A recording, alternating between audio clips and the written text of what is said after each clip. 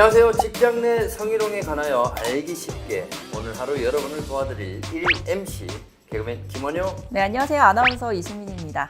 수민 씨, 요즘 직장 내 이 성희롱과 관련해서 이 회사와 관리자의 역할은 점점 강조되고 있지만은 이 구체적인 방안을 마련하고 있는 사업장은 많지 않은 상황이죠. 네, 맞습니다. 이렇게 막상 또 사안이 발생하고 나면요. 네. 뭐 피해자는 물론이고요. 회사가 더 큰 피해를 보는 경우도 우리가 기사를 통해서 종종 접하기도 하죠. 그래서 오늘은 사내 성희롱에 관한 직원들의 여러 가지 고충을 직접 들어보면서 담당자와 관리자의 역할에 대해서 구체적으로 알아보는 시간을 갖도록 하겠습니다. 오늘 직장 내 성희롱 예방에 대해서 말씀해 주실 분 모셔봤는데요. 진선미 공인 노무사님 나와주셨습니다. 안녕하세요. 안녕하세요. 안녕하세요. 진선미 노무사입니다. 네, 노무사님 이렇게 또 시간을 내주셔서 감사하고요. 오늘 정말 직장 내 성희롱 예방에 대해서 많은 얘기를 좀 나눠봤으면 좋겠습니다. 요즘 직장 내 성희롱과 관련해서 사회적 관심이 많이 높아지고 있는데요. 영상을 보시는 분들의 이해를 돕기 위해서 사례를 준비를 했습니다. 어떤 사례인가요? 네, 직장 내 성희롱을 신속하고 올바르게 대처하지 못할 경우 어떤 상황이 벌어지는지를 알 수 있는 사례인데요. 함께 보시죠. 몇 년 전 한 회사에서 실제로 일어난 일입니다.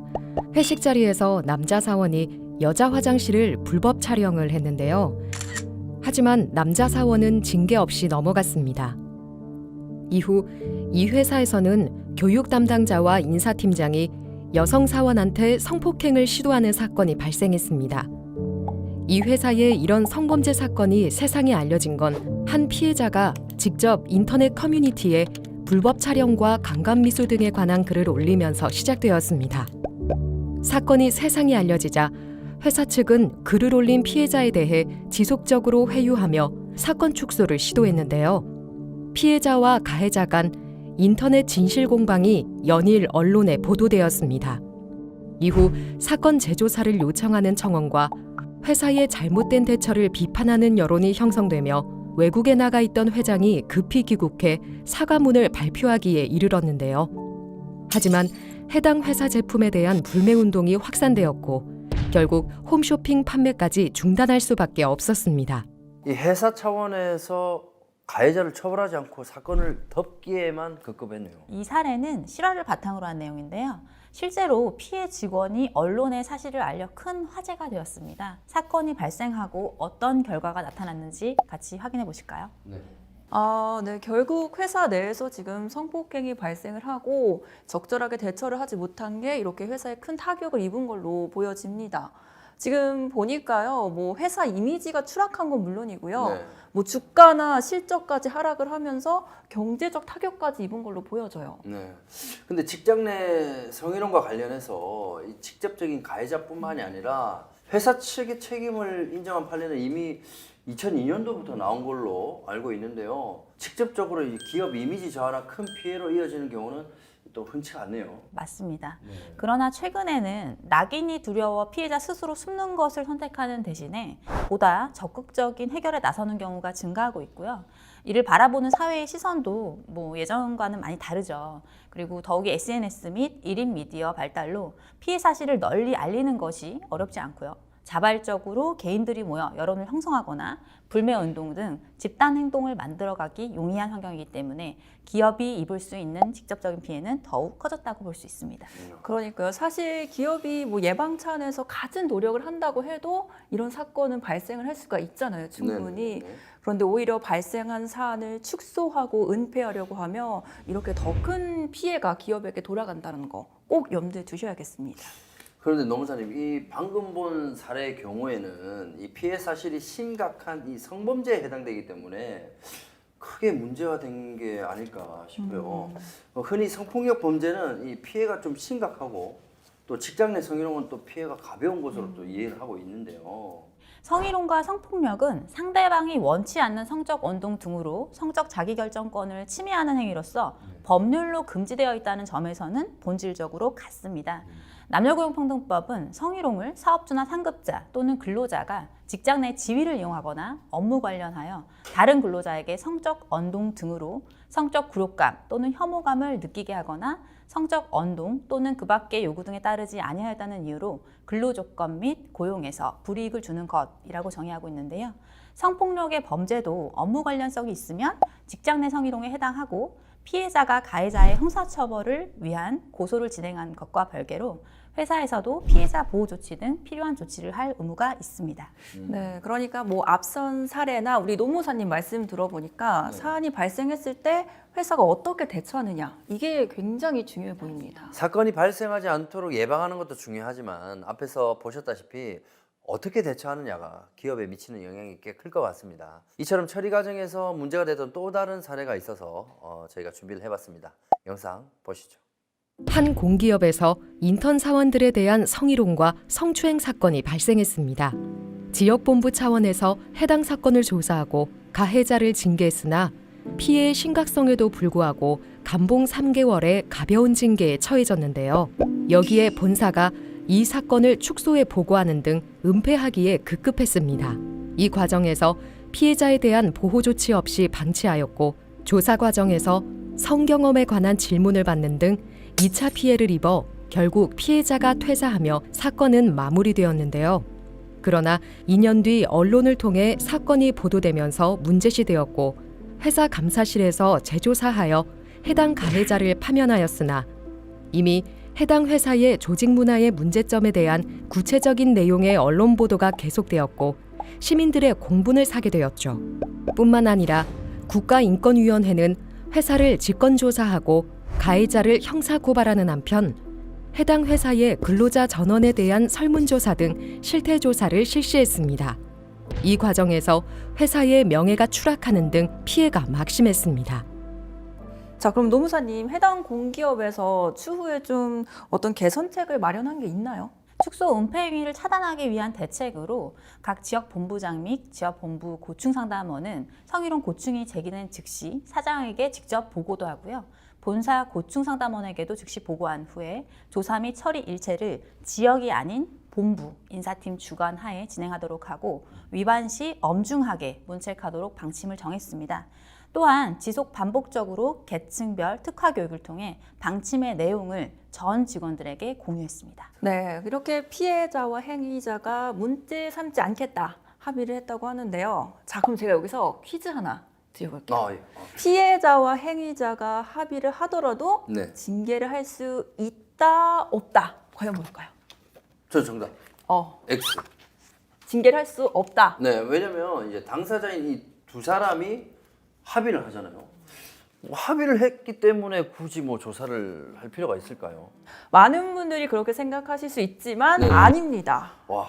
정답은 징계를 할 수 있다. 인데요. 네, 만약 당사자들끼리 합의가 있다고 하더라도 사측은 조사를 진행해서 조치를 반드시 취해야 합니다. 남녀고용평등법은 직장 내 성희롱이 발생한 경우 누구든지 신고를 할 수 있고 신고가 없더라도 사업주가 성희롱 발생 사실을 알게 된 경우에는 지체 없이 조사할 의무가 있기 때문인데요.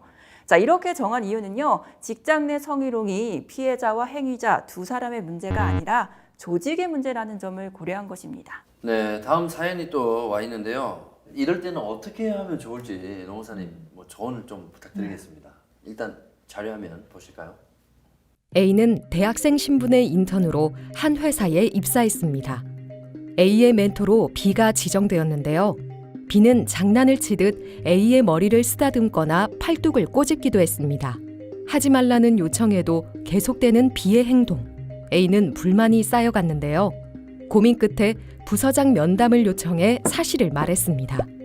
부서장은 A씨의 근무 장소를 다른 곳으로 변경해주겠다며 일단 둘만 알고 있자고 이야기했습니다.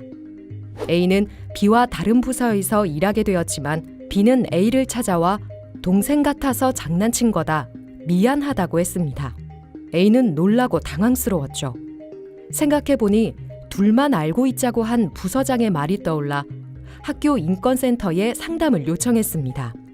학교 인권센터에서는 학생에 대한 회사의 조치가 미흡하다고 공문을 보내 성희롱 행위자와 부서장에 대한 제재를 요구했습니다.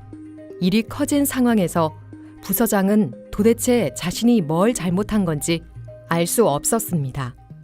저는 조금 또 이해가 안 되는 게 이게 뭐가 잘못됐는지 행위자가 사과를 했고 또 조치도 취해졌잖아요. 근데 피해자의 진정한 의사를 제대로 안 듣고 부서장이 임의로 판단하는 게 문제거든요. 그러니까 부서장은 일단 해당 직원의 얘기는 잘 들어줘야 되겠죠. 하지만 부서장 스스로 해결사가 돼가지고 해결하기보다는 회사 내 어떤 시스템이 있을 거라고요. 고충 처리를 담당하는 담당자에게 알려서 회사의 기준에 맞게 정확히 처리할 수 있도록 해야 하겠죠. 그러니까 뭐 우리 둘만 알고 있자라는 이 말은 이 피해자에게 사건을 무마하거나 또 입막음을 하려고 했다라는 오해를 또 살 수 있겠네요. 네, 맞습니다. 피해자의 의사와 상관없이 행위자에게 사과를 하도록 하는 경우 그 자체로 피해자에게 2차 피해가 될 수 있거든요. 상사로서 피해 근로자가 근무 여건에 불편함이 없도록 배려하고 철저히 비밀을 유지해야 합니다. 관리자의 역할을 좀 간과한 게 아닌가, 그렇죠. 네, 이런 생각이 좀 드는데요. 자, 그렇다면 고충 처리 담당자 같은 경우는 보통은 인사부서에서 많이 담당을 하는데 이게 회사 규모에 따라 인사부서가 따로 없는 경우도 있거든요. 네, 이런 그렇죠. 경우는 어떻게 좀 네. 처리를 해야 할까요? 인사부서가 없는 경우에는 사안을 담당할 담당자를 일단 구체적으로 지정해야 되는데요. 이게 규모마다 다릅니다. 말씀하셨듯이. 그래서 30인 이상 사업장의 경우에는 노사협의회를 두도록 하고 있어요. 노사협의회는 근로자위원 3인에서 뭐 10인 이하 이렇게 두도록 하고 있는데요. 근로자위원 중에 회사 구성원이 신뢰할 수 있는 사람으로 일단 지정을 하고요.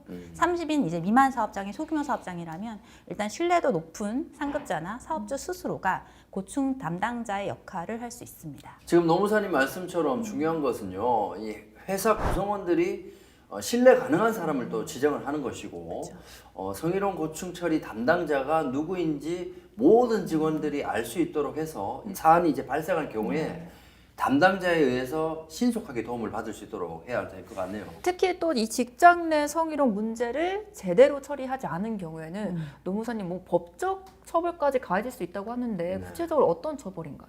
회사 측이 성범죄 방지에 필요한 주의 의무를 다한 것으로 보기 어렵다고 판단할 경우 회사 또한 가해자와 연대해 위자료 등을 배상하라는 판결이 내려지기도 합니다. 뭔가 결국은 회사의 과태료가 부과가 되는 형식이네요. 남녀고용평등법은 직장 내 성희롱 발생 시 사안의 처리를 위한 사업주의 의무사항을 규정하고 있기 때문에 각 의무사항 위반 시에는요, 과태료 부과, 특히 피해자 등에 대해 불이익 처분 등 2차 피해를 야기한 경우에 형사처벌 대상이 될 수 있습니다.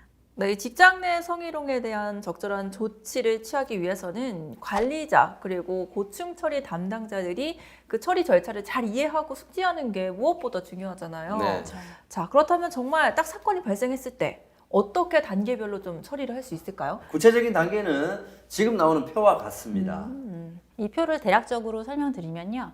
일단 직장 내 성희롱이 발생할 때에는요, 누구든지 신고할 수 있거든요. 네. 그래서 뭐 사내 소문으로 인해서 회사가 먼저 인지하는 경우도 있을 거고, 아니면 직접 피해를 당한 당사자가 상담을 회사에 신청할 수도 있을 거고, 아니면 제3자가 고충 신고를 한다든지 익명으로 투서를 내는 경우도 있어요. 그래서 회사가 이제 인지해서 상담을 착수하게 되는데요. 기본적으로 상담 단계에서는 사실관계 확인이 가장 중요합니다. 그래서 네. 육하 원칙에 따라서 사실관계 확인을 하고요. 조사 단계로 넘어가는데 행위자와 피해자를 각각 이제 조사를 하게 되는데요. 여기서 중요한 게 피해자에 대해 성적 수치심을 느끼게 하면 안 된다. 이렇게 법에 규정하고 있어요. 이제 심의 단계에서 우리가 이제 고충심의위원을 구성할 수도 있고, 아까 말씀드렸듯이 고충 상담원에 의한 상담에서 심의 단계로 이루어질 수 있는데요. 이때는 유념하셔야 될 게, 일단 조사 과정에서 피해자가 요구하는 경우에 네. 그 배치 전환이라든지 유급휴가 명령이라든지 근무 장소 변경을 해야 되고요. 그 다음에 심의 과정 후에 성희롱이 판단이 된다 했을 때는 피해자가 요구하면 아까 말씀드렸듯이 유급휴가 명령, 근무 장소 변경, 배치 전환 이런 조치를 해야 되고요. 근데 원하지 않는 경우에는 실시하면 안 됩니다. 전반적으로 단계를 설명드리면 이렇고요. 지속적으로 모니터링해서 이와 같은 행위가 반복되지 않도록 회사는 조치를 취해야 되겠습니다. 네, 이렇게 해서 저희 지금까지 직장 내 성희롱의 처리 원칙과 사용자의 책임에 대해서 한번 알아봤는데요. 계속해서 다음 2부에서는요, 직장 내 성희롱의 사건 처리 단계별 가이드에 대해서 안내해 드리도록 하겠습니다. 네, 이번에 직장 내 성희롱의 사건 처리 단계별 가이드 그 첫 번째 알아볼 텐데요. 표에서 본 것처럼 성희롱 발생 사실을 알게 되었을 때 가장 먼저 해야 할 일이 상담이 아닐까 싶어요. 이 담당자가 상담 시 기본적으로 어떤 부분을 확인해야 하는지 영상을 통해서 확인해 보겠습니다. 성희롱 상담의 목적 첫 번째는 1. 피해자 등의 고충을 충분히 듣고 2. 청취한 사실관계를 육하원칙 하에 기록하여 이후 사건 조사 단계의 기초 자료가 되도록 하는 데 있습니다. 이를 위해서는 피해자의 언어로 상황이 구체적으로 묘사될 수 있도록 열린 질문으로 묻고 객관적 언어로 다시 확인하는 과정이 필요합니다. 그리고 그 사람이 만졌나요? 그리고 나서 무슨 일이 일어났어요? 그래서 하지 말라고 하셨나요? 그에 대해 본인은 무슨 말이나 행동을 하셨나요? 그래서 기분이 나쁘셨어요? 그런 행동에 대해 어떻게 느끼셨나요? 네, 그렇군요. 지금 하신 말씀이 이런 뜻인가요? 이런 과정을 통해 피해자가 처한 상황을 객관적이고 정확하게 인지한 상태에서 고충 처리 절차와 법적 구제 제도 등 취할 수 있는 구제 방법에 대한 충분한 검토가 가능하도록 사내 처리 절차와 외부 처리 절차에 대해서 상세히 설명해 줍니다. 궁극적으로 피해자가 스스로 만족할 수 있고 현실 가능하며 피해 회복에 적합한 방안을 찾도록 조력해야 합니다. 피해자들이 원하는 해결 방식 중 그 한계를 반드시 알려야 하는 것들도 있습니다. 저는 행위자의 공개 사과를 원합니다. 사과를 요청할 수 있지만 행위자에게도 양심의 자유가 있어 강요하거나 명령할 수 없다는 점. 또 사과를 하더라도 피해자가 원하는 피해 사실에 대한 조건 없는 인정으로 시작하는 진심 어린 사과의 내용으로 볼 수 없는 경우도 있을 수 있다는 점. 이 경우 공개 사과가 오히려 진정성 있는 사과와 이를 통한 행위자에 대한 단죄로 이어지지 않고 피해 사실이 공개됨으로써 피해자에 대한 2차 피해만 양산할 수 있다는 점을 안내해야 합니다. 저는 행위자에 대한 무조건적인 해고를 원합니다. 회사는 기준에 따라 엄정하게 심의하고 조사 결과 인정된 사실관계에 따라 합당한 책임을 물어 징계할 것이라는 점을 분명히 밝힙니다.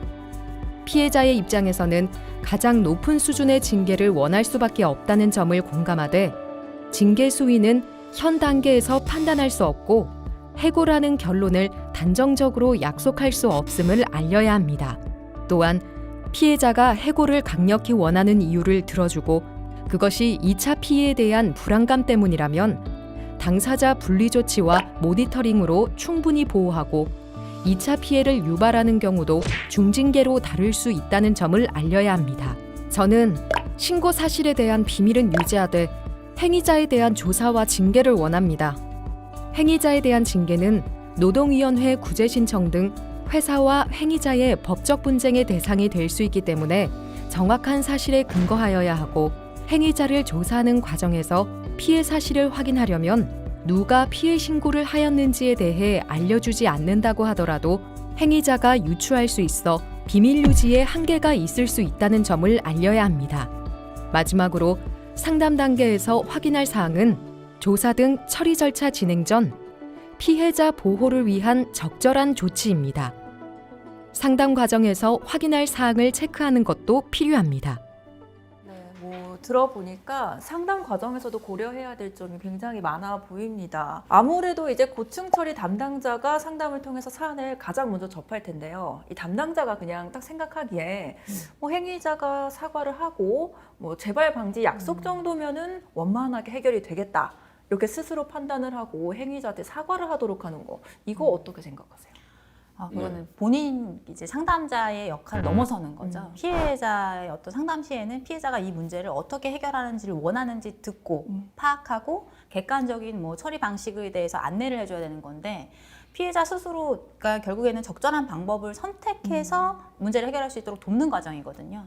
따라서 피해자가 원하지도 않는데 담당자가 임의로 해결 방법을 선택하고 그 방법으로 본인이 해결하려고 시도를 해서는 안 된다는 거죠. 네. 그러니까 피해자 입장에서 생각해 보면 그렇죠. 뭐 피해자의 의사나 뭐 회사의 적극적인 개입 의무 같은 것을 다 무시하고 그냥 사과로 이걸 덮으려고 하는구나. 그렇죠. 무마하려고 이렇게 한다. 좀 느낄 수도 있을 것 그렇죠, 같아요. 그렇죠. 맞습니다. 특히 남녀고용평등법 제14조 제2항은 성희롱 발생 사실을 알게 된 경우에 지체 없이 그 사실 확인을 위한 조사를 하여야 한다고 정하고 있는데요. 피해자가 조사에 협조하지 않아서 더 이상 사건 조사가 어려운 경우, 이런 경우를 제외하고는 조사를 거쳐서 사건을 공식적으로 처리하는 것이 원칙입니다. 네.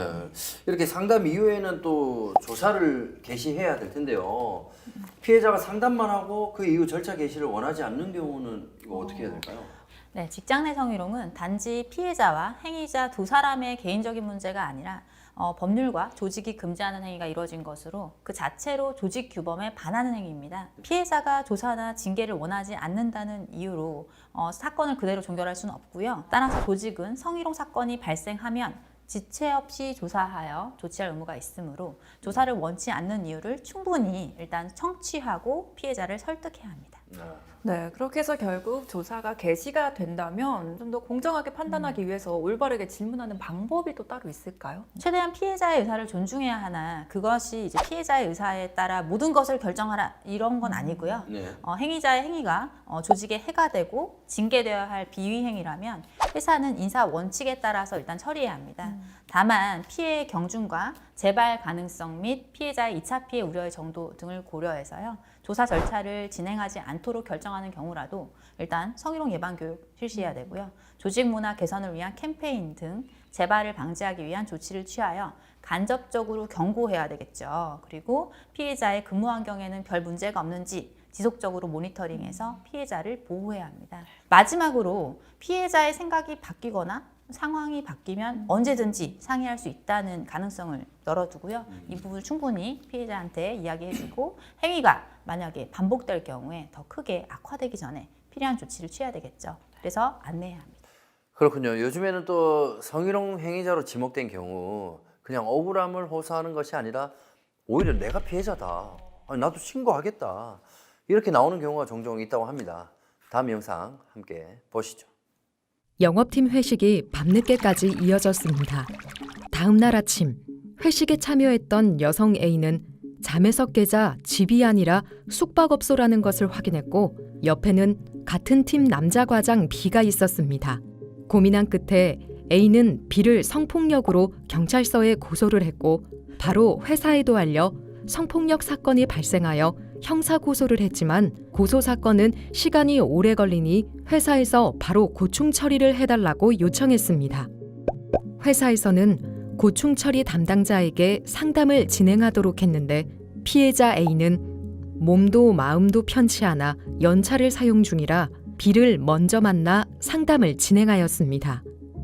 그런데 행위자 B가 다른 이야기를 하는 것입니다. 자신은 그날 취해서 기억은 잘 안 나지만 회식 후 노래방에 있을 때 A가 B를 먼저 유혹했다는 것이었죠. A가 자신을 호텔로 유인했다며 자신은 억울하다고 합니다. 다음 날 고충 처리 담당자는 A를 상담했는데요. A는 제가 노래방에서 필름이 끊긴 것 같아요. 노래방 중간까지밖에 기억이 없어요. 잠에서 깼을 때는 이미 호텔이었어요. 라고 말합니다. 고충 처리 담당자는 혼란이 왔습니다. B는 평소에 회사에서도 활달한 성격으로 주변의 평판도 좋았습니다.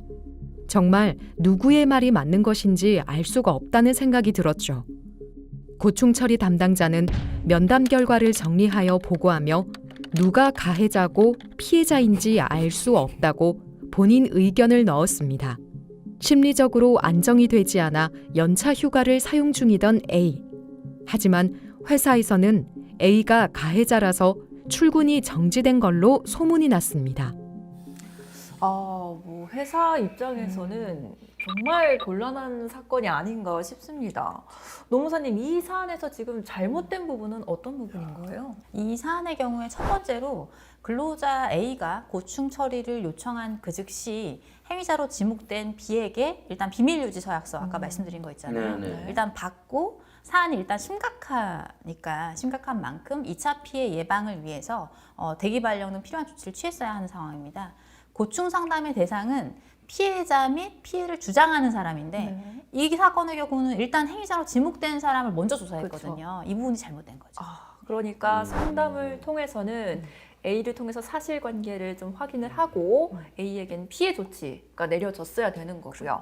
또 행위자로 지목된 사람에게는 2차 피해가 유발되면은 징계 대상이 될 수 있다. 이렇게 고지를 좀 했었어야 했네요. 네. 더 큰 문제는요. 고충 처리 담당자가 행위자로 지목된 사람의 좋은 평판에 따라 선입견을 가졌다는 점입니다. 네. 고충 처리 담당자는 A를 상담한 내용을 정리해서 우선 이제 보고를 하는 게 원칙인데요. 오히려 B, 행위자로 지목된 사람을 먼저 상담하고 사안에 대해서 누가 피해자인지 알 수 없다. 판단을 내리게 되면 사건의 처리를 완전히 그르치는 결과를 초래하게 되거든요. 이런 경우에 일단 뭐 확실한 이 뭐 피해자나 가해자 이게 아직 정해지지 않은 상황이니까 저도 누가 과연 피해자일까 계속 좀 궁금해지네요.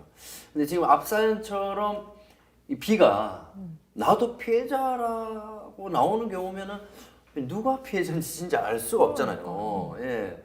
A를 보호하기 위한 조치를 취한다면은 사실 B 입장에서는 좀 억울한 상황이 아닐까요? B를 먼저 상담하지 않고 A의 신고 즉시 B에 대한 2차 피해 예방 조치, 뭐 예를 들어서 비밀 유지 서약서라든가 분리 조치 등을 취했다면 서로 조사 과정에서 B가 내가 피해자다라고 주장하면서 역으로 피해 신고를 한다 하더라도 양 당사자 간에 이미 분리 조치가 이루어져 상호 간에 일단 소문 유포라든가 2차 피해 유발 행위가 차단된 상태이기 때문에요. 네. 이런 경우는 그냥 회사는 그대로 고충 처리 절차를 통해서 조사하고 판단하는 것이 가능했을 것입니다. 자, 뭐 저뿐만이 아니라 많은 분들이 지금 그래서 어떻게 됐습니까? 이렇게 궁금해하실 것 같은데 앞선 사례의 그 이후 스토리가 또 준비되어 있습니다. 어떻게 됐을지 많이 궁금하시죠? 빨리 영상 보시죠. 고민하던 A는 회사에 전화를 걸어 다시 출근을 하겠다고 의사를 밝혔습니다. 이후 인사 담당 팀장은 당사자 분리 조치를 해야 하고 지금 상황에서는 업무를 수행하는 게 불가능할 것 같으니 A와 B 모두에게 대기 발령을 하겠다는 연락이 왔습니다. A는 자신이 피해자고 잘못한 게 없는데 대기 발령을 받아야 하는지 물었지만 인사 담당 팀장은 다 A를 위해서 하는 것이라며 그 상태로 어떻게 업무를 보겠냐는 식으로 말합니다. 회사 게시판에 A와 B의 대기 발령 공고가 나자 회사는 다시 한번 술렁입니다.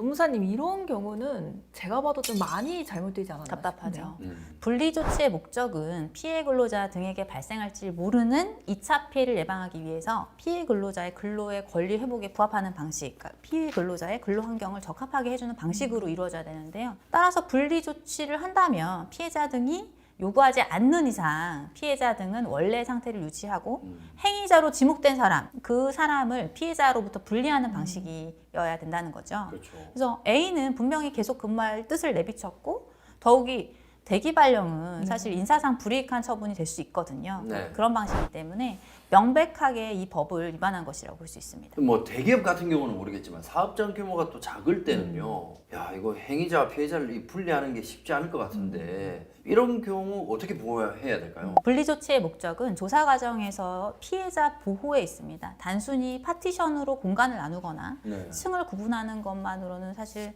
피해 주장자가 행위자 그 지목자의 영향을 받지 않도록 하는 조치가 이루어졌다고 보기 어렵습니다. 다만 사업장 환경에 따라서 취할 수 있는 최대한의 분리 조치가 층간 구분뿐이고 네.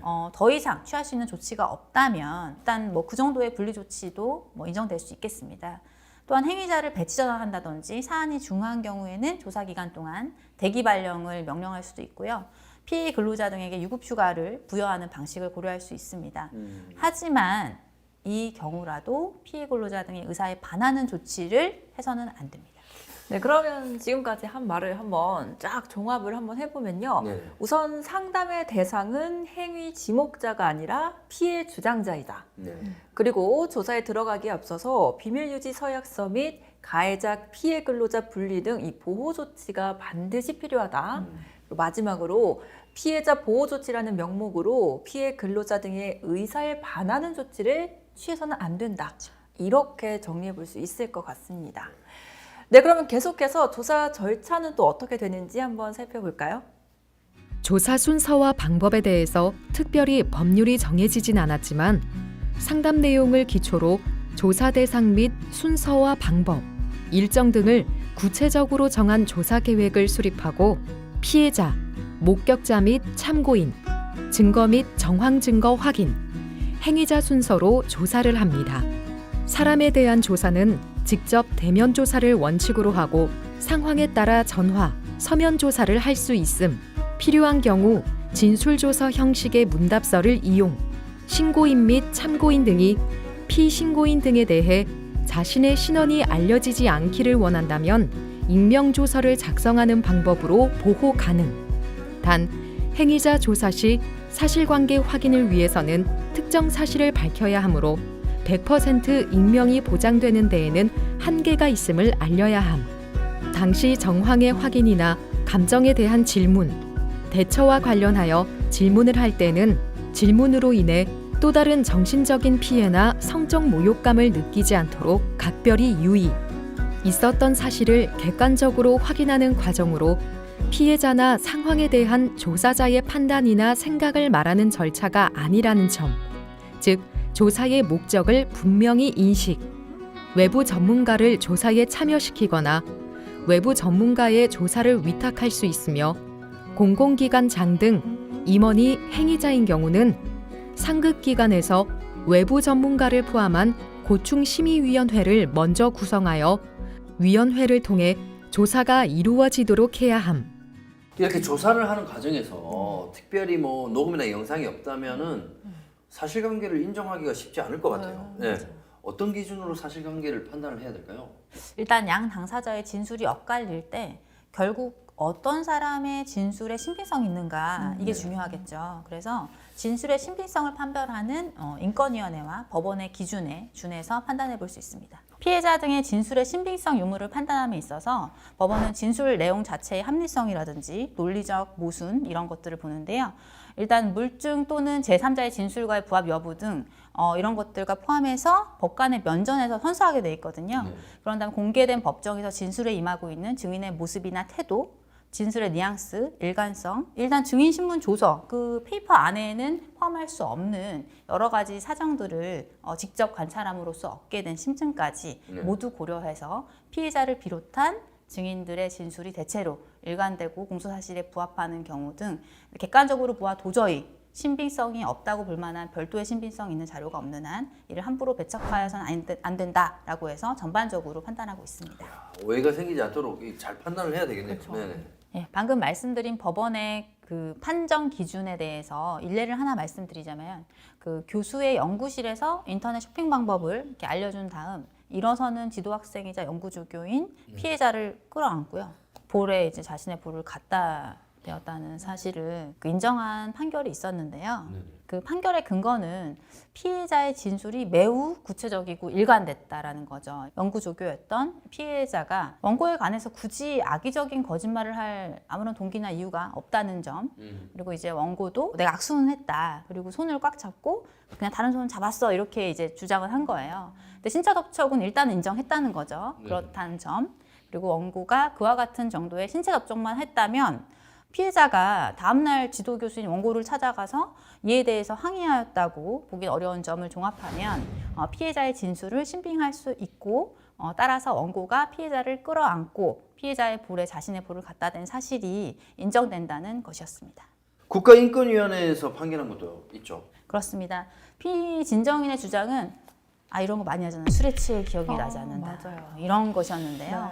신임 교수 임용 과정에서 불거진 성추행 사건에서 술에 취해 기억이 나지 않는다는 피진정인의 주장에 국가인권위원회는 이런 판단을 내렸습니다. 자료화면 함께 보실까요? 네. 인권위원회의 판단.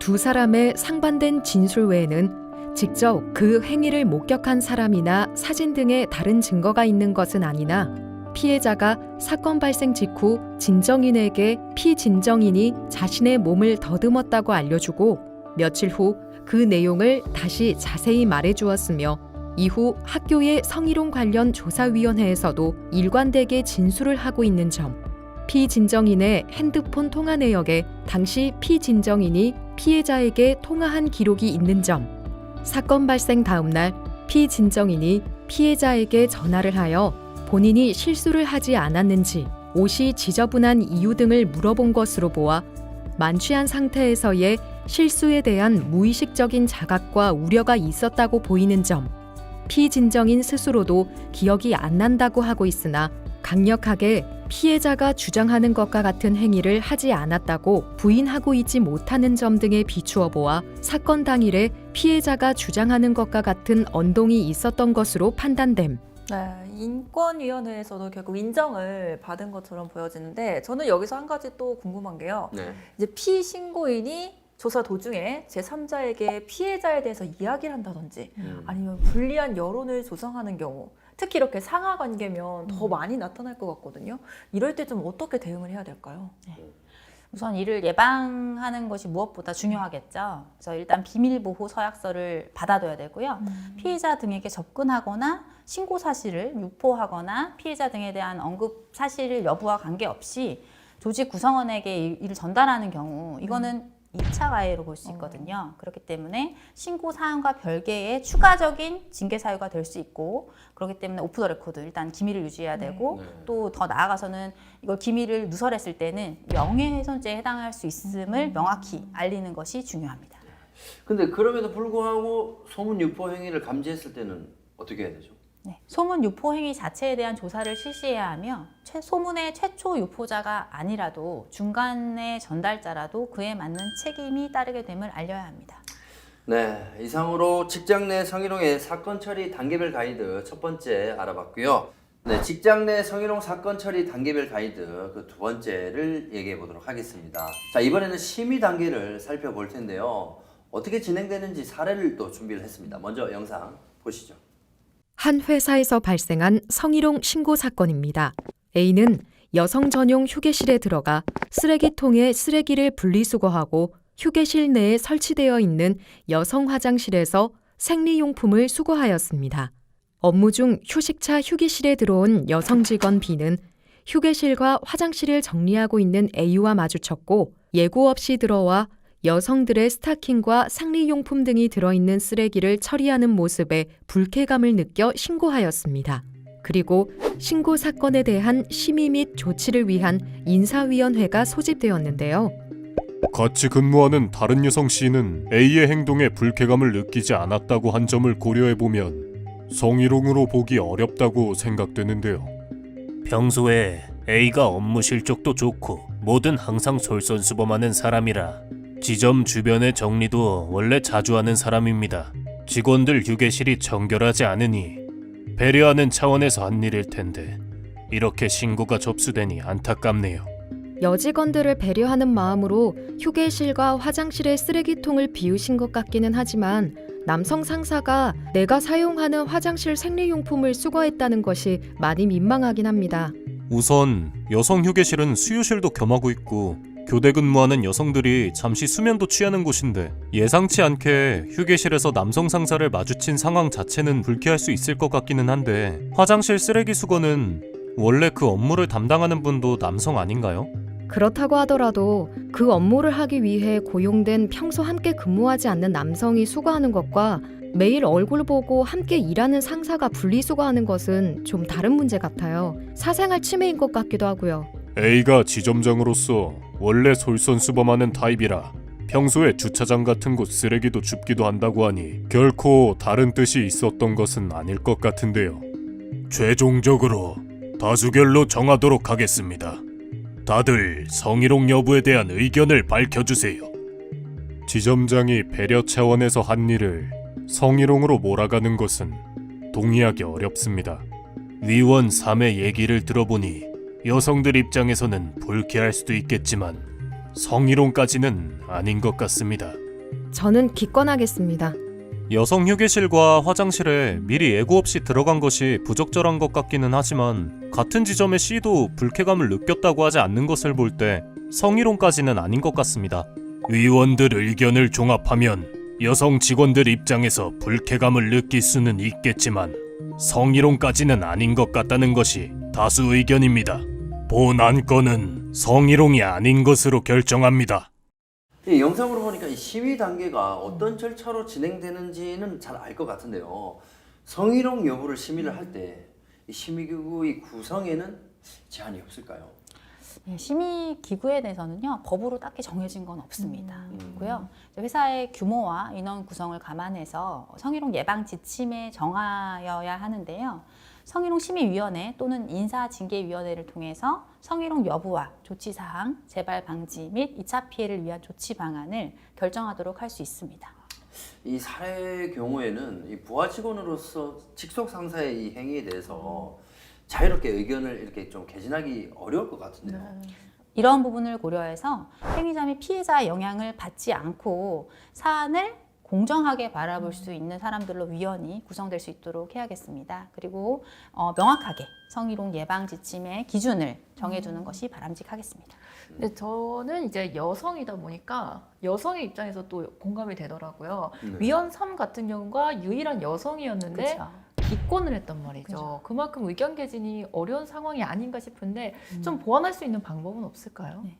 위원회 성별에 관해서는 우리 남녀고용평등법에는 세세하게 규정하고 있지 않아요. 그래서 네. 특별한 규정이 없거든요. 하지만 공공기관의 경우에는요, 성희롱 심의 시에 한쪽 성이 60%를 넘지 않도록 하고 있습니다. 네. 그래서 이처럼 제도적으로 성별 균형적인 시각에서 사안을 바라볼 수 있도록 장치를 마련해 두는 것이 바람직하겠습니다. 앞서 사례를 보면 성희롱 여부를 다수결로 지금 결정을 하고 있습니다.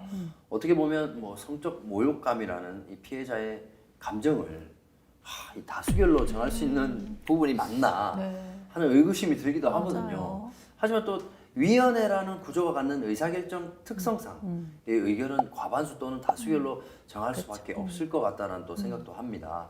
그래서 한 개인이 특정 상황에서 느꼈을 그 감정을 다른 사람들이 평가하게 되는 것이기 때문에 그래서 무엇보다도 이 피해자의 입장을 좀 대입해서 생각을 해봐야 하는 이 성인지 감수성이 요구될 것 같거든요. 네. 이제 그렇기 때문에 위원들의 성별, 연령별 분포도 중요하겠고요. 판단의 오류를 예방하기 위해서 외부 전문가의 의견을 받거나 외부 전문위원을 위원회에 참여시키는 것이 필요합니다. 참고로 공공기관의 경우에는 외부 위원을 2인 이상 반드시 참석시키도록 하고 있습니다. 그런데 이 사업장 인원 규모가 많지 않은 경우에는요, 인사위원회를 구성하기가 좀 쉽지 않을 수 있을 것 같아요. 반드시 인사위원회 등 이 위원회를 열어서 판단을 해야 되는 겁니까? 그것은 이제 회사마다 취업규칙이 정하는 바에 따라 다를 것 같은데요. 네. 취업규칙의 이제 징계 및 인사명령 절차에 징계 또는 인사위원회를 필수로 거치도록 한 것이 아니라면 반드시 위원회를 구성해야 될 필요는 없습니다. 고요. 이 경우 고용평등 상담을 통해서 외부 전문가의 의견을 받아서 성희롱 여부를 판단하고 조치 방안에 대한 자문을 받아 판단할 수 있습니다. 네. 다만 징계를 하게 되는 경우는 다르죠. 징계 등 조치가 필요할 때에는 행위자에게 반드시 소명의 기회를 부여한 후에 징계 및 인사명령을 내릴 수 있습니다. 뭐 지금까지 많은 장치들 말씀해 주셨는데 그 외에도 좀 성희롱을 잘 공정하게 판단하기 위해서 필요한 것들이 있을까요? 네, 피해자 중심으로 판단해야 한다는 얘기를 많이 들으니 무조건 피해자가 불쾌감을 느끼면 성희롱인가? 하는 의문들을 많이 제기합니다. 맞습니다. 예, 그죠. 그러나 피해자 중심의 관점에서 판단한다는 것은 첫 번째로는 행위자가 어떤 의도로 해당 언동을 했는지 고려해서는 안 된다는 것이 첫 번째 원칙입니다. 그래서 행위자의 의도는 성희롱 여부를 판단하는 데 고려하지 않는다는 점입니다. 피해자 중심으로 판단한다는 것은 성적 굴욕감이나 혐오감은 피해를 주장하는 사람이 느끼는 감정이고 성희롱은 성범죄처럼 어떤 형사처벌 대상이 되는 것은 아니기 때문입니다. 그 다음 김원현님께서 읽어주실까요? 네, 둘째, 피해자와 같은 처지에 있는 평균적인 사람의 입장에서도 해당 행위가 불쾌감이나 모욕감을 줄 만한 행위인지 함께 평가하는 것입니다. 이것을 우리는 합리적 피해자의 관점이라고 부르죠. 합리적 피해자의 관점은 피해자의 특성을 고려해서 피해자와 같은 처지의 사람들이 어떻게 느낄 것인가 판단하는 수정된 합리적 인간의 관점이라고 볼 수 있습니다. 따라서 어떤 행위가 성희롱인지 아닌지 판단하기 위해서는 피해자의 특성, 즉 성별, 연령, 행위자의 관계, 고용 형태 등을 고려해서 그와 같은 특성을 갖는 사람들의 평균적인 시각에서도 불쾌감을 줄 만한 행위인지 여부를 판단하는 것이죠.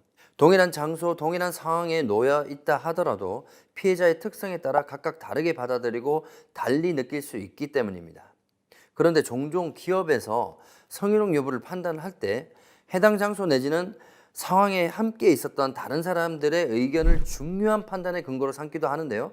이는 대단히 잘못된 방법이라고 합니다. 그렇다면요, 드디어 이제 성희롱 심의 및 뭐 인사조치위원회가 열렸어요. 네. 그러면은 이때 피해자와 행위자 둘 다 이렇게 한 자리에 다 모여야 되는 건가요? 일단 인사위원회에서 성희롱 여부에 대한 판단뿐만 아니라 징계 및 인사조치를 결정하게 된다면 행위자로 지목된 사람한테는 정해진 기일 전에 출석을 통보하고 소명의 기회를 일단 부여를 해야 되고요. 네. 남녀고용평등법에 따르면 사업주는 성희롱 행위자에 대한 징계 등의 조치를 하기 전에 성희롱 피해를 입은 근로자의 의견을 일단 듣도록 하고 있습니다. 네. 그래서 의견을 듣도록 하고 있지만 의견을 듣는 방식이 반드시 인사위원회에 출석하는 방식이 아니라요. 어떤 뭐 유선이라든지 구두라든지 이메일이라든지 이런 방식도 가능합니다. 그래서 반드시 피해자가 징계위원회에 출석할 의무는 없고요. 조사 과정에서 조치에 관한 의견을 청취해서 인사위원회 등에 보고하는 방식으로도 진행이 가능합니다. 네, 심의 관련 내용들을 다양한 사례들을 통해서 살펴봤는데요. 앞서 사례에서 이제 고소 사건의 결과가 나온 후 어떻게 진행이 되는지 영상을 또 준비를 했습니다. 함께 보시죠. 고소 사건의 결과가 나오고 관련 이미지 등 보고를 받은 임원들은 고소가 진행 중이니 조사를 중단하고 고소 사건의 기소 여부를 지켜보자고 하여 사내 성희롱 사건 조사가 중단된 지 6개월이 흘렀습니다. 그동안 A는 고소 사건의 검찰 조사를 위해 사건 당일의 CCTV 영상 확보를 위해 백방으로 뛰고 자료를 제출하며 힘들게 조사에 응했으나 검찰의 수사 결과는 증거 불충분, 피해 즉시 경찰을 찾지 못한 결과 결정적 증거 확보에 실패했는데요. 성희롱 고충심의위원회는 불기소 처분 사실을 확인하고 별다른 논의 없이 상호 합의하에 숙박업소에 간 것으로 결론을 내렸습니다.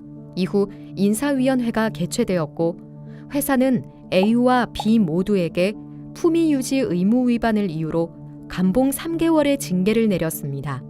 행위자로 지목되었던 B는 조사 결과 및 심의 결과를 들어 본인의 억울함을 주장하였습니다. A는 저를 성폭력 범죄자로 몰았고 저의 명예는 땅에 떨어졌습니다. 저에게 죄가 없다는 것이 검찰 조사를 통해 밝혀졌는데 제가 징계까지 받아야 합니까? 정말 억울합니다. 회사는 허위로 저를 모함하기 위하여 성폭력 형사고소와 성희롱 고충 신고를 한 A를 강력하게 징계해 주시기 바랍니다. 지금 이 사례의 경우 고소 사건이 검찰에서 이제 불기소가 됐잖아요. 회사는 그 결정을 그대로 이렇게 받아들인 거잖아요. 실제 어떤 상황인지 단정할 수는 없지만 성범죄 피해 사실을 고소하고 성희롱으로 사내 고충 처리를 요구한 자신의 피해 사실에 대한 회사의 조사 절차도 거치지 못한 채 징계까지 받았으니 실제 피해자라면 굉장히 큰 2차 피해가 발생한 거라고 볼 수 있죠. 그러면 실제로 회사는 어떤 입장을 취해야 되는지가 궁금해요. 우리 B가 주장을 했던 것처럼 자기가 억울하니 A에 대한 징계나 뭐 그런 조치들을 취할 수가 있는 건가요? 안 되죠. 그렇지 않습니다. 만약 실제로 뭐 A가 B를 해할 의도로 허위 사실을 신고한 것이라면 그 자체는 무고나 어느 징계 대상이 될 수도 있겠지만 일단 남녀고용평등법은요. 성희롱 피해자뿐만 아니라 피해를 주장하는 자 또한 2차 피해로부터 보호하도록 사업주에게 요청하고 있습니다. 스스로 피해를 입었다고 판단이 되더라도 성희롱을 인정받지 못할 때 발생할 불이익 때문에 피해 사실을 적극적으로 문제 제기하기 어렵게 만들기 때문입니다. 네, 지금 자료화면으로 보시는 바와 같이 본조항을 위반하여 피해 근로자 등에게 불이익한 처우를 한 경우에는 형사처벌 대상이 됩니다. 3년 이하의 징역, 3천만 원 이하의 벌금에 처할 수 있는 만큼 각별히 주의해야 되겠습니다. 네, 또한 양벌 규정이 적용돼서요. 법인의 대표자나 법인 또는 개인의 대리인, 사용인, 그 밖의 종업원이 그 법인 또는 개인의 업무에 관하여 위반 행위를 한다면 그 행위자를 벌하는 외에 그 법인 또는 개인에게도 해당 조문의 벌금형을 과할 수 있기 때문에 더욱 살피고 주의해야 한다고 합니다. 만약 사례와는 다르게 성희롱으로 인정이 된 경우에는 특별한 사정이 없으면 징계를 내려야 할 텐데요. 징계는 또 어떤 기준으로 수위를 결정을 할 수 있을까요? 그죠. 징계 사유가 확인이 되면은 징계 수준을 결정해야 되는데 네. 일단 성희롱 행위자에 대한 징계 수준을 정하는 기준으로는 성희롱 행위의 양태 및 정도, 의도성, 지속성, 반복성, 행위자의 지위, 피해자의 피해 정도, 피해자의 의견 등을 고려해서 결정합니다. 방금 말씀드린 것들을 기준으로 회사마다 징계 기준은 달리 정하고 있을 텐데요. 그중 대표적인 사례를 하나 살펴보겠습니다. 네네. 징계 기준표에 따른 징계 수위도 결정해야 되는데요. 그 표를 보시면 비위 유형에 따른 그 유형이 쭉 나오는데 네. 성폭력이라든가 성희롱 이런 게 나오고요. 비위의 정도에 따라서 징계 수준을 정할 수 있습니다. 그래서 가장 심한 경우에 해고죠. 파면 여기서는 해고를 의미하고요. 네. 가볍게는 견책까지 징계 수준을 결정할 수 있습니다. 성희롱에 대한 사회의 경각심이 높아지는 만큼 징계 수위에 대한 요구도 자연스럽게 이렇게 높아지는 추세인 것 그렇죠. 같은데요. 근데 그렇다고 하더라도 언어적인 성희롱은 중징계 대상으로 삼기는 좀 어렵지 않을까요? 보통 그렇게 생각들 하시는데요. 네. 언어적 성희롱도 그 나름입니다. 반복되거나 지속된 경우에는 징계 수위를 좀 강하게 정할 수도 있는데요. 반복. 그래서 그 횟수나 행위자의 지위 등 다른 조건의 차이가 없다면 네. 아무래도 뭐 언어적 성희롱은 신체 접촉이 있는 행위에 좀 더 수위 높은, 그러니까 높은 수위의 징계를 할 수 있겠지만 신체 접촉이 없이 언어적인 행위만 있었다고 하더라도 그것이 지속적으로 반복되었거나 다수인을 상대로 한 경우라면 중징계 대상이 될 수 있습니다. 네. 이와 유사한 사례가 있는데요. 영상으로 한번 확인해 보실까요? 네. 2014년 4월 피신고인은 운영지원팀 팀장으로 입사 후 신고인과 함께 근무를 시작했습니다. 업무 보고를 받고 지시하는 과정에서 신고인을 비롯한 팀 내 부하 직원들에게 무시와 폭언 등을 했는데요. 이후 2015년 10월경부터 2018년 초까지 여성 비하적인 발언과 언어적 성희롱이 수차례 지속되었던 사건에 대하여 회사가 해고 처분을 했는데 지방노동위원회 및 중앙노동위원회 모두 해고가 정당하다는 판결을 내렸습니다. 신체적 접촉이 없는 경우라도 노골적인 성적 묘사나 신체 특정 부위에 대한 직접적인 묘사와 평가와 같이 상대에게 모욕감을 강하게 줄 수 있는 내용의 발언들은 언어적 성희롱이라도 중징계를 결정할 수 있습니다. 네, 정말 언어적 성희롱으로 오. 해고 처분이라는 네. 꽤 높은 수준의 지금 처분이 이루어졌거든요. 제일 높은 거 아니에요? 그러니까요. 네. 네. 그러면 도대체 어느 정도 수위일 때 이 음. 정도까지 최고 수위의 처분이 이루어질 수 있는 야. 건가요? 많은 분들이 최고 수준의 징계인 해고 처분의 경우 드라마에 나오는 수준의 범죄 행위를 연상하는데요. 네. 신체 접촉이 있는 행위 경우에도 신체 접촉이 발생하기까지의 정황, 당사자 간의 관계, 신체 접촉의 내용에 따라서 반복되지 않은 경우라도 중징계 대상이 될 수 있습니다. 네, 이에 대한 사례도 있는데요. 사례를 보시면 더 이해가 잘 되실 듯 합니다. 함께 보시죠.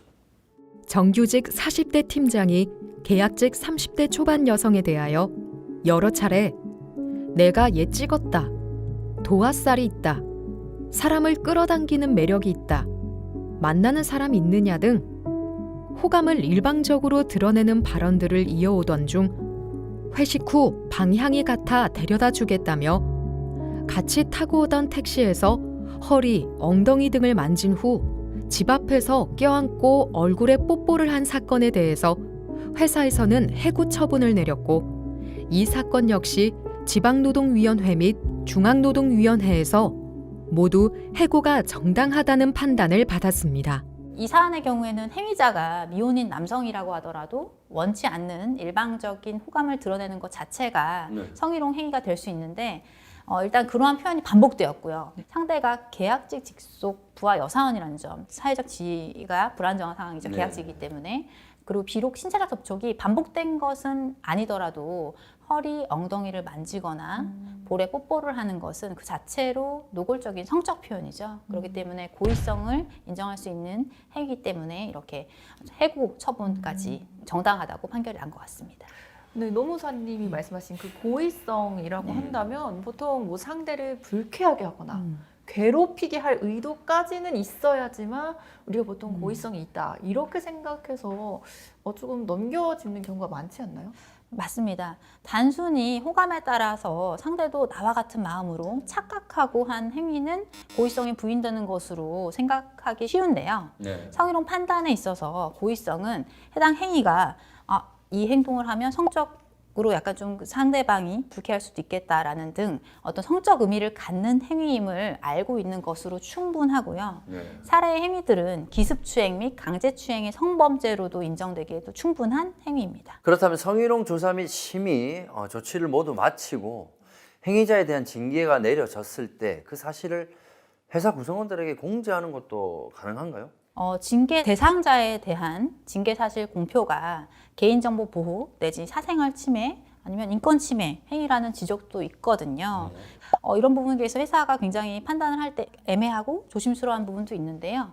회사가 직원들을 규율하고 피해 근로자의 피해 회복을 위해서 필요하다고 판단할 때에는 행위자와 피해자의 최소한의 인적 정보, 뭐 김땡땡 뭐 이렇게 피해 사실의 구체적 내용을 밝히지는 일단 않고 성희롱 사안이 발생했고 징계 조치가 이렇다. 이러한 사항을 간단하게 공지하는 것은 허용되는 범위라고 할 수 있겠습니다. 그래서 징계와 인사 조치가 행하면 다 끝난 것 같다라는 생각이 들긴 드는데 그 후에 또 필요한 조치들이 있을까요? 끝이 아니라 거의 시작이라고 보시면 되고요. 네. 왜냐하면 직장 내 성희롱에 대한 이런 각종 조치 의무를 정해놓은 건 결국에는 근로자분들이 안전한 근로 환경에서 근무할 수 있도록 여건을 조성하는 거거든요. 그래서 피해자에 대한 보호 조치와 피해자 등에 대한 불이익 처우, 2차 피해 유념하셔야 되고요. 일단 불이익 처우가 금지됩니다. 그래서 성희롱이 인정된 경우에 피해 근로자가 요청하면 근무 장소 변경, 배치 전환, 유급휴가 명령 등을 적절한 조치를 취할 의무가 사업주에게 있습니다. 네.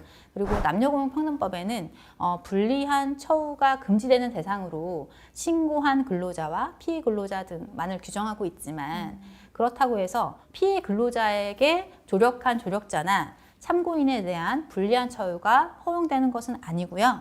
피해 근로자의 조력자나 참고인 등에 대한 불리한 처우로 피해 근로자 등에게 정신고통을 입혔다면 이 또한 남녀고용평등법의 불리한 처우로 인정될 수 있고 민사상 손해배상 책임이 따를 수 있습니다. 그래서 이 부분 관련해서 자료 한번 보시겠습니다. 남녀 고용평등과 일 가정 양립 지원에 관한 법률 제14조 제2항은 사업주가 직장 내 성희롱과 관련하여 피해를 입은 근로자 또는 성희롱 피해 발생을 주장하는 근로자에게 해고나 그 밖의 불리한 조치를 하여서는 안 된다고 규정하고 있을 뿐이다. 따라서 사업주가 피해 근로자 등이 아니라 그에게 도움을 준 동료 근로자에게 불리한 조치를 한 경우에 남녀고용평등법 제14조 제2항을 직접 위반하였다고 보기는 어렵다. 그러나 사업주가 피해 근로자 등을 가까이에서 도와준 동료 근로자에게 불리한 조치를 한 경우에 그 조치의 내용이 부당하고 그로 말미암아 피해 근로자 등에게 정신적 고통을 입혔다면 피해 근로자 등은 불리한 조치에 직접 상대방이 아니더라도 사업주에게 민법 제750조에 따라 불법 행위 책임을 물을 수 있다. 사업주는 직장 내 성희롱 발생 시 남녀고용평등법령에 따라 신속하고 적절한 근로환경 개선책을 실시하고 피해 근로자 등이 후속 피해를 입지 않도록 적정한 근로 여건을 조성하여 근로자의 인격을 존중하고 보호할 의무가 있다. 그런데도 사업주가 피해 근로자 등을 도와준 동료 근로자에게 부당한 징계 처분 등을 하였다면 특별한 사정이 없는 한 사업주가 피해 근로자 등에 대한 보호 의무를 위반한 것으로 볼 수 있다. 이 사건 처리가 종결된 후에는 재발 방지를 위해서 또 어떤 노력들이 필요할까요? 보다 근본적인 개선을 위해서는 전 직원을 대상으로 하는 성희롱 피해 실태 조사나 조직 문화 진단을 통해 우리 회사 내에 성희롱이 발생하는 잠재적 문제 상황을 짚어내고요. 성희롱으로 발전하기 전 단계의 문화적 요인의 개선, 행위의 가이드라인을 구체적으로 마련하는 것이 가장 효과적입니다. 네. 오늘 정말 친절하고 네. 또 쏙쏙 알기 쉽게 답변을 해주셔서 너무너무 감사합니다. 자, 이것으로 직장 내 성희롱 처리 원칙과 처리 과정에 대한 단계별 가이드를 자세하게 알아봤는데요. 직장에서 이 성희롱과 같은 문제가 애초에 발생하지 그렇죠. 않는다면 좋겠지만은 발생을 하더라도 담당자의 이 현명한 처리가 사건을 슬기롭게 해결하는 열쇠가 아닌가 싶습니다. 네, 맞습니다. 오늘 그 열쇠 우리 노무사님 덕분에 시청하신 모든 분들께서 이미 쥐고 계시지 않을까 싶은데요. 오늘 유익한 정보 주신 우리 진선미 노무사님 너무 감사합니다. 감사합니다. 감사합니다. 여러분도 시청하시느라 고생 많으셨습니다. 감사합니다.